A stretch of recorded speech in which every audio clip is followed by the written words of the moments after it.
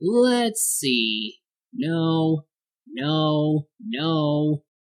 Hey, Isaac. Oh, hey, Huey. How's it going? It's all good on my end. Say, want any reviewers about CGI? For the most part, though I have been busy with my own affairs. Like, what the hell to review next? You're stuck? Damn right I'm stuck. I took a look at a good anime series, and I looked at a good movie. Now I can't decide whether to continue the trend or do something bad. You know, Isaac, I think I have a movie for you to review. Really? What is it? I'll only tell you if you let me co-review it with you. I don't know. Okay, you can review it with me. Awesome! Alright, I'll just have my alt here see if he can break continuity by summoning you here. Hold on to your butts.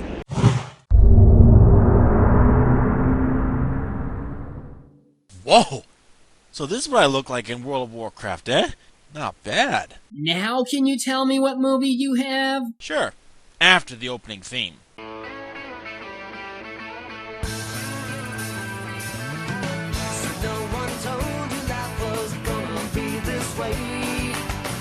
Job's a joke you broke, your love life's the away. It's like you're always stuck in second gear. When it hasn't been your day, your week, your month, or even your year. But I'll be there for you. When the rain starts to fall, I'll be there for you. I'll be there for you. 'Cause you're there for me too.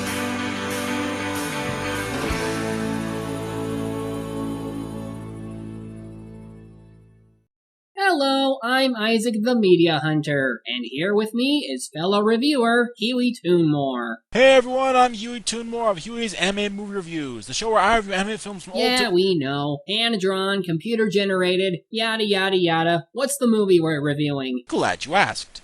Now, what can you tell me about The Wizard of Oz? Well, I remember the 1939 film, Wizard of Oz. It was one of the most magnificent fantasy films I've ever seen, with an interesting cast of characters, a very colorful world, and a charming story that goes along great with its variety of music. I watched it a lot as a kid, almost as much as I did Star Wars. Okay, good.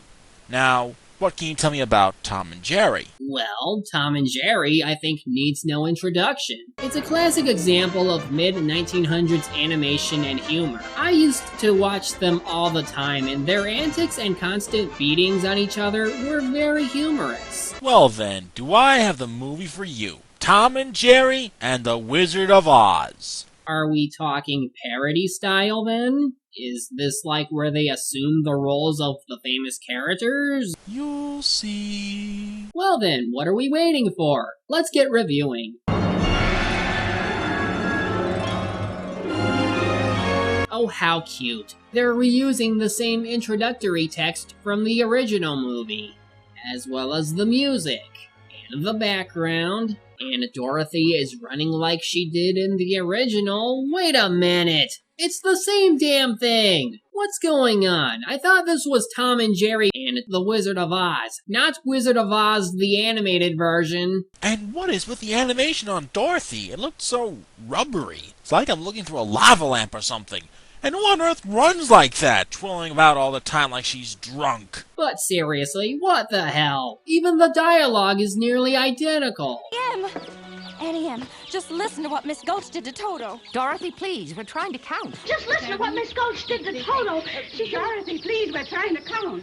How exactly can Tom and Jerry fit into the movie if we're following it by the original? Oh wait, never mind. That's how they'll do it, by just inserting them into whatever they feel is fitting. Yup. So basically, the entire movie is a self-insertion fanfic. I thought that only applied to Twilight. Anyway, so for some reason, Tom and Jerry are hired hands on the Gale's farm, counting the chickens and trying to keep Dorothy out of trouble. So yeah, Dorothy has been reduced from main heroine to plot device. But at least the humor they do together is still funny, right?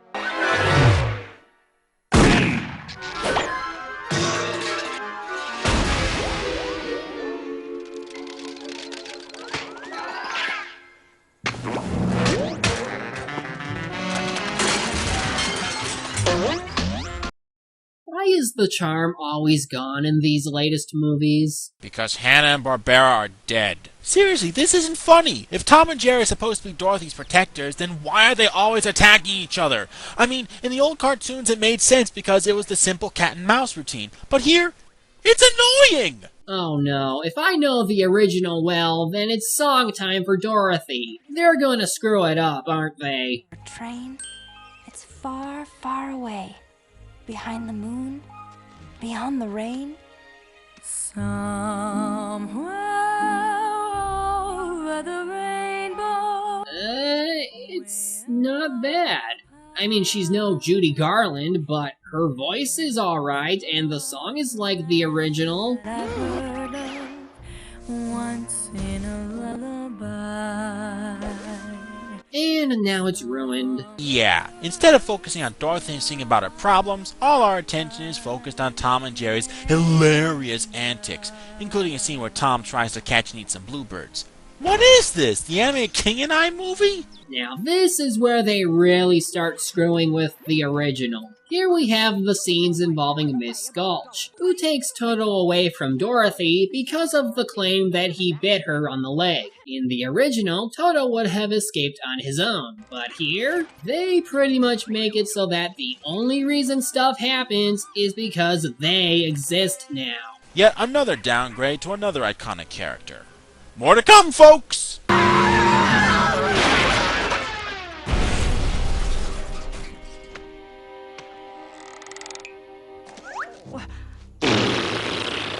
Oh, get you, Tom and Jerry. And that little dog, too! And an iconic line. Don't forget about those too. You all know what happens next. Toto returns to Dorothy, they decide to run away together, and then run into Professor Wait, we're skipping right to the Twister? Oh great, now they're straying away from the plot? What for? Couldn't figure out any other way to put Tom and Jerry in with Dorothy some more? So we're just gonna go straight to Oz now?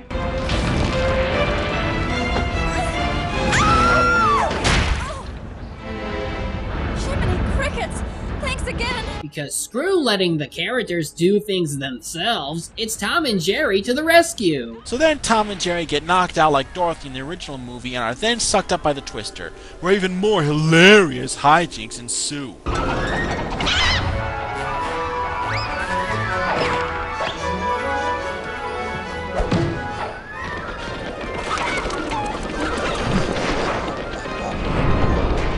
Ugh, how long is this movie? About an hour long. Too long!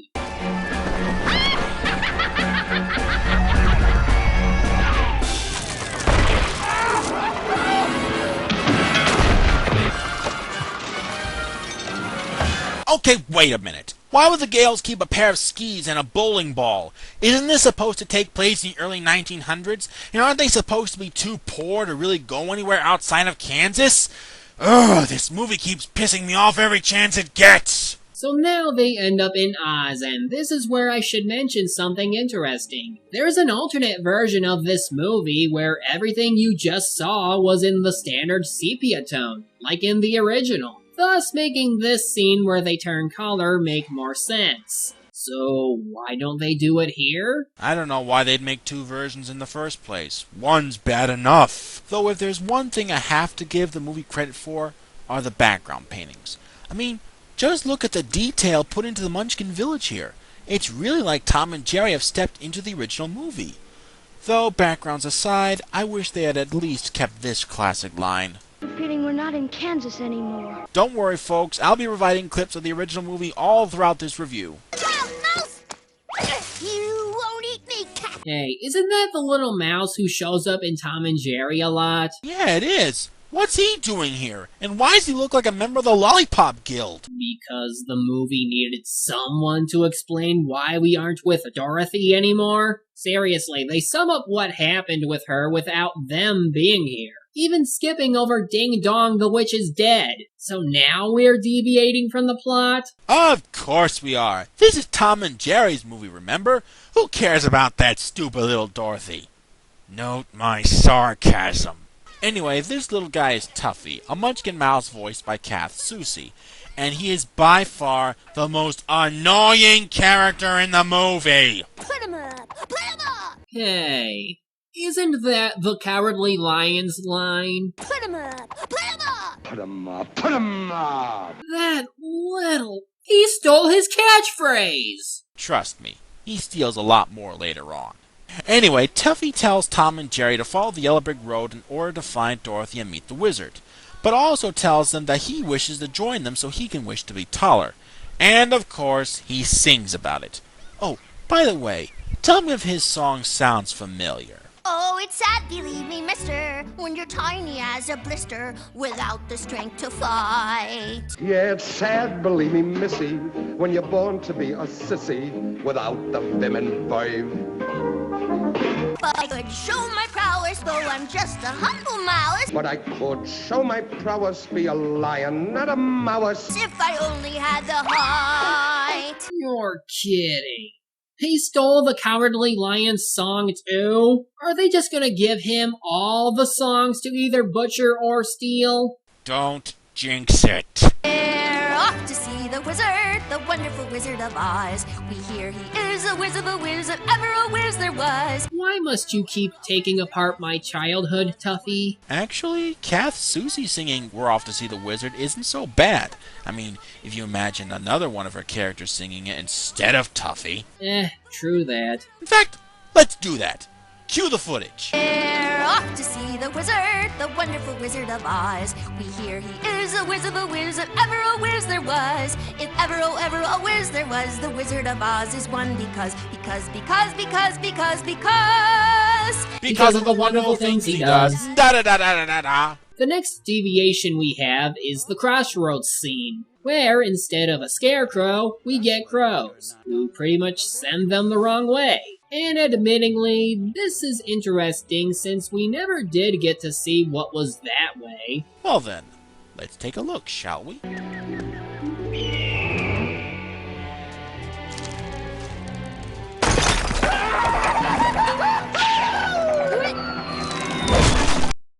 Looks dangerous. Hey, wait a minute! The statues on the bridge. Those are Kalidas! What now? Let me explain. You see, in one of the chapters of the original book by L. Frank Baum, Dorothy and her friends encounter a pair of animals called Kalidas, which are basically bears with tigers' heads. And in this scene, Tom and Jerry are crossing a collapsing bridge decorated with Kalidas statues. I can't believe it! The animators were actually clever enough to reference the original book instead of just copying a scene from the movie. Huh. Well, maybe things will be interesting from now on. I mean, how long you think they'll keep this up? Well, that was rather short. Oh God, what have they done to the Wicked Witch? When I have her ruby slippers, my power will be the greatest in all of Oz. But how to do it? Oh, you could ask her nicely. Hey, you could trade her for a bag of magic beans. Sorry, wrong story. Hey, remember the witch from the original movie? Remember how scary she was in that? Of course you do. Anyone who has ever seen the original movie as a kid always remembers how much the Wicked Witch of the West scared them half to death. Me included. There's no doubt about it. The original actress, Margaret Hamilton, did her damnedest to convince you that her character was a menacing threat to Dorothy and her friends. With her ugly face, black cloak, the way she walked, the way she talked, and especially that famous cackle of hers. I'll give you any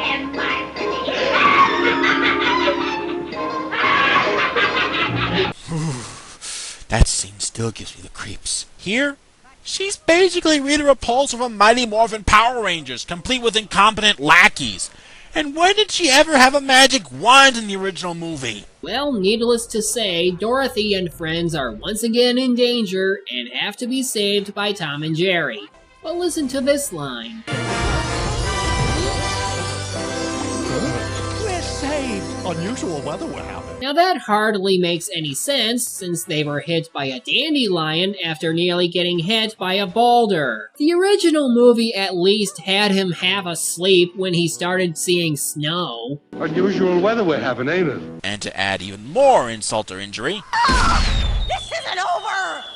I'll get you, Tom and Jerry, and that little girl, too! No, that's not how you say it. Show her, Margaret! I'll get you, my pretty, and your little dog, too.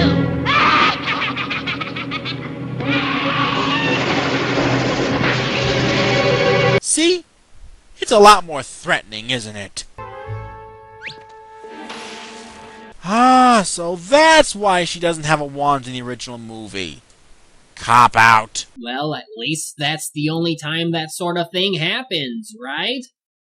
There's another one, isn't there? Oh yeah. So anyway, Tom and Jerry meet up with Dorothy and Toto along with their new friends, the Scarecrow, Tin Man, and the Cowardly Lion. I'm hoping the wizard will give me some brains. I want a heart. And I need some courage. Do they ever explain why they need those aspects? Nope. You want to learn that? Go watch the original movie. And of course, they butcher yet another song. I'm afraid there's no denying. I'm small, but I'm not crying. It's gonna be alright. I'd be tall as a giant. I'd be big and self-reliant. I'd be smart and rather pliant. If the wizard's not defiant and will serve. Then I'm sure to get a brain. A heart. Oh. The knave. Some height. Height does not rhyme with serve! So after that, not only do they skip the Poppy scene, but they also skip the doorbell scene. I love that scene. It was one of the funniest moments in the film. Then again, maybe I should be happy they didn't butcher it. So now you probably know the rest. The group board the carriage pulled by the horse of a different color, and then we get my absolute favorite song from the original movie, The Merry Old Land of Oz. Sing along, everybody! Ha ha ha, ho ho ho, and a couple of tra-la-las. That's how we laugh the day away in the merry old land of Oz. Whiz, whiz, whiz, chip, chip, chip, and a couple of lolly-dogs. That's how the crickets crick all day in the merry old land of Oz. We get up at 12 and start to work at 1. Taking off for lunch and then at 2 we're done. Jolly good fun, ha ha ha. Oh, that definitely ruined the mood. Right, so after another unnecessary deviation, in which the witch addresses Tom and Jerry in addition to Dorothy, they all split up as we get more antics from the animals. This is just getting stupid now. When they're following the story, they make the humor from these two unpleasant, and it comes off as annoying. And when they deviate to just these two, it's still unpleasant and annoying. Even if we went one way, we'd end up with the same thing. I'd rather see what Dorothy and the others are up to. I am Oz, the great and powerful. Who are you?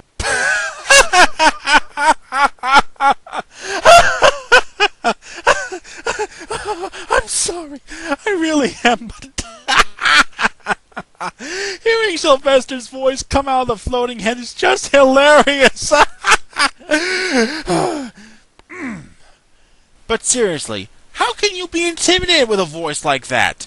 Here, let's compare this Oz to the one from the original movie and see which voice works better. I am Oz, the great and powerful.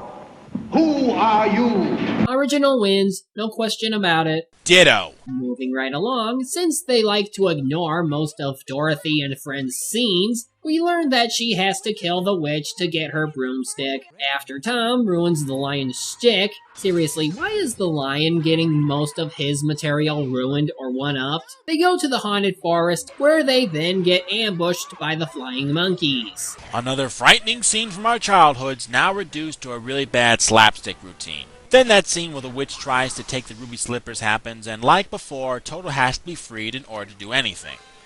And also... And halt. Excellent work, new guard. Please tell me I'm not seeing what I think I'm seeing. Any questions so far? Yeah, what does that yo-hee-ho song mean? What are Droopy and Spike doing in here? Is this like Tuffy all over again? Trust me, it's almost as bad as Tuffy. For one thing, they spoil the ending! Rule 3, and this is the most important rule of all. Guards must keep all water away from the Wicked Witch. It's her one weakness. Then, of course, we have that one gag where Droopy just teleports to everywhere they go, and really, can we just speed this up? I don't want to watch them any more than I have to. I just want to see how they screw up Dorothy's big moment and get this movie over with. We must continue, Isaac. We must fully convince our watchers why they shouldn't see this movie. But it's so stupid. They're ruining my childhood 2 ways from Sunday. Come on, Isaac. If you give up now, CGI wins. Alright. Even though this isn't his territory, I won't let him win. Anyway, Tom and Jerry run into Scarecrow, Tin Man, the Lion, and Tuffy disguised as Winky guards. Though how did Tuffy get a guardian form his size, yet the Hat and Spear are normal size? They tell them about Dorothy, and Tom and Jerry mention the witch's weakness to Tuffy. So now it's up to Tom and Jerry to fetch a pail of water in order to defeat the witch.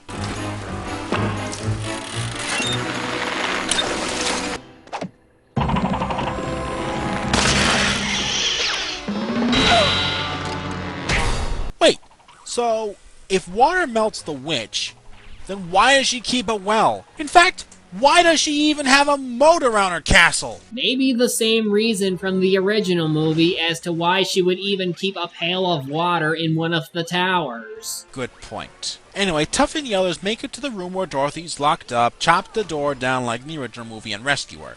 But hearing the witch's guards coming, Tuffy gets an idea. A really stupid one.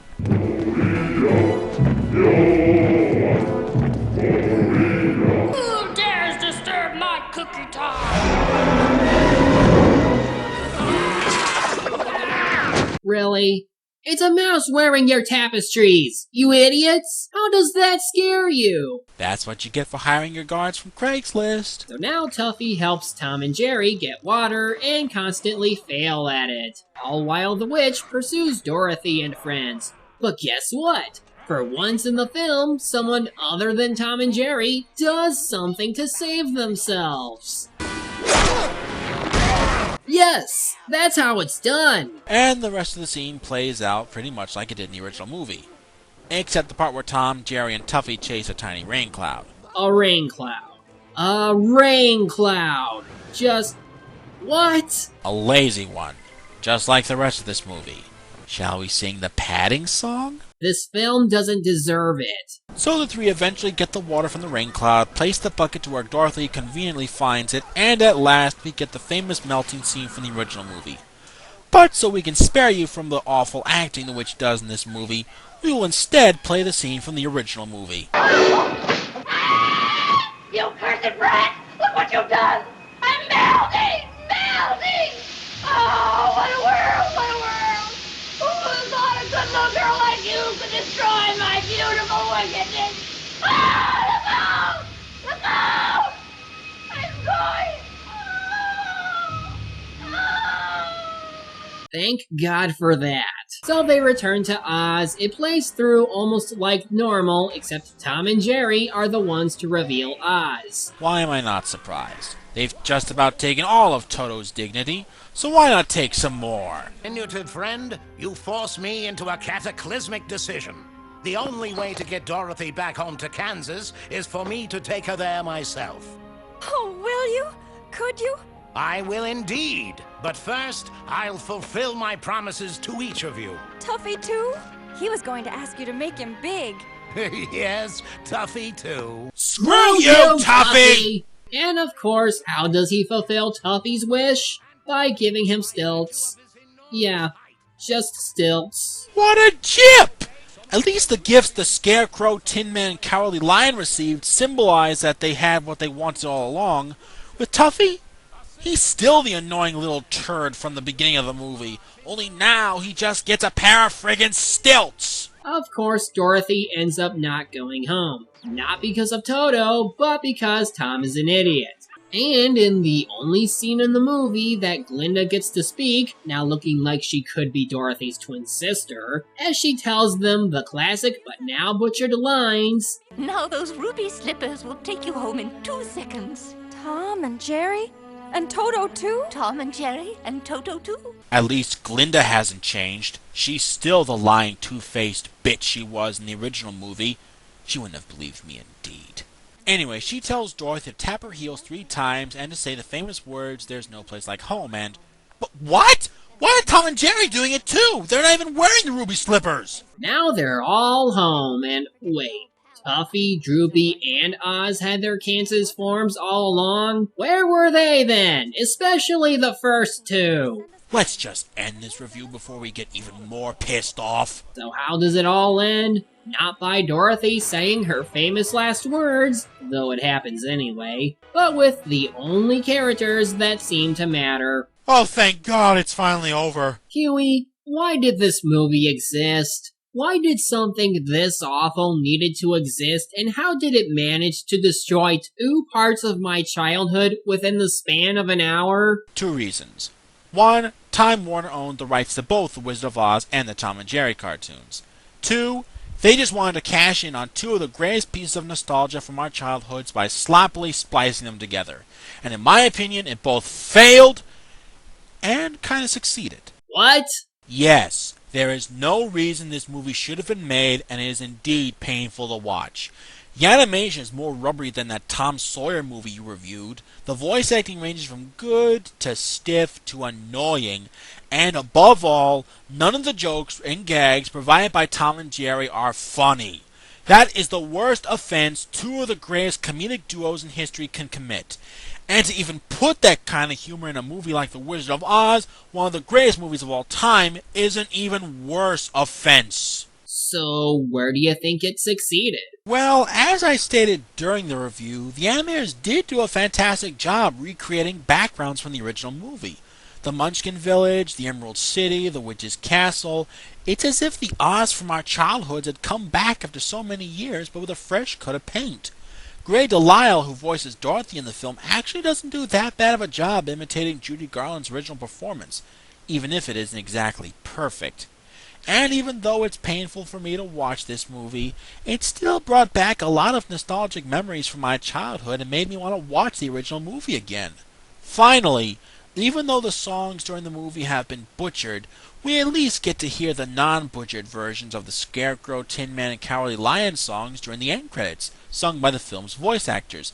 My favorite being Rob Paulsen singing If I Only Had a Heart. Admittingly, I did like a lot of the backgrounds, even if the character animations were awkward at times. Plus, some songs were okay to listen to, and like you said, it made me want to see the original again. Though really, I consider that to be the only good thing, is that it reminds you of such a classic and how much we loved it. This movie's take on it, none of the less, just fails to properly put 1 and 2 together. They really should have just made the film about Tom and Jerry going to Oz in place of the original movie cast, instead of trying to mix the 2 sides together like Lion King 1.5. It's just very unappealing overall. All in all, this movie is a terrible way to introduce your kids to The Wizard of Oz. So instead, show them the original movie like you're supposed to. Heck, show them Return to Oz, or even Oz the Great and Powerful. But whatever you do, do not show them this insulting piece of garbage. But at least we're done. Thanks for doing this with me. No problem, Isaac. It was actually kind of fun ripping this movie a new one. Just because a company can make a crossover with 2 beloved franchises doesn't mean they should. However, that doesn't mean that all crossover stories can't work. There are some pretty good ones out there. Take the Kingdom Hearts series, for example, or Freddy vs. Jason, or even the Freddy vs. Jason vs. Ash comics. Or how about the One Piece and Toriko crossovers? Those are generally fun. And in my opinion, the people at Lion King Heart Fantasy Films do some pretty good ones too. Well, I'll just take your word for it, for I'm sure it's better than what we had to watch. Indeed. Anyway, thanks again for having me on, Isaac. I hope to come back to Azeroth sometime soon. Especially if my avatar looks like this. Hopefully, then we'll have something better. So until next time, I'm the Media Hunter. And I'm Huey Toonmore. Farewell. See you at the movies. Animated movies, that is. I could while away the hours, conferring with the flowers, consulting with the rain. And my head I'd be scratching while my thoughts were busy hatching, if I only had a brain. I'd unravel every riddle for any individual in trouble or in pain. With the thoughts you'd be thinking, you could be another Lincoln if you only had a brain.